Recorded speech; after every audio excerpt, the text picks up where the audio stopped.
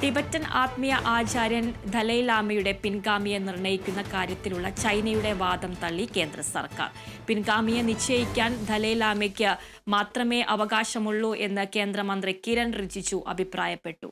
ദലൈലാമയുടെ ജന്മദിനാഘോഷത്തിൽ 2 മന്ത്രിമാർ പങ്കെടുക്കുമെന്നും അദ്ദേഹം പറഞ്ഞു. അതേസമയം കിരൺ റിജിജുവിന്റെ പ്രസ്താവനയ്ക്കെതിരെ ചൈന രംഗത്തെത്തി. ഉഭയകക്ഷി ബന്ധങ്ങളെ ബാധിക്കാതിരിക്കാൻ ടിബറ്റുമായി ബന്ധപ്പെട്ട വിഷയങ്ങളിൽ ഇന്ത്യ ജാഗ്രതയോടെ പ്രവർത്തിക്കണമെന്ന് ചൈനീസ് വിദേശകാര്യ വക്താവ് മാവോ നിങ് പറഞ്ഞു.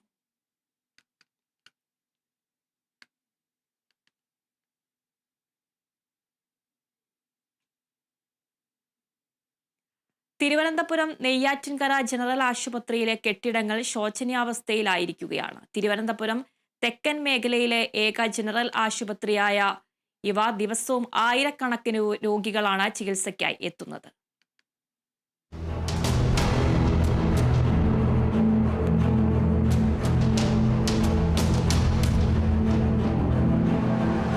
പൊട്ടിപ്പൊളിഞ്ഞ് ഏത് നിമിഷവും നിലംപൊത്താവുന്ന നെയ്യാറ്റിൻകര ജനറൽ ആശുപത്രിയിലെ ഇരുനില കെട്ടിടമാണിത്.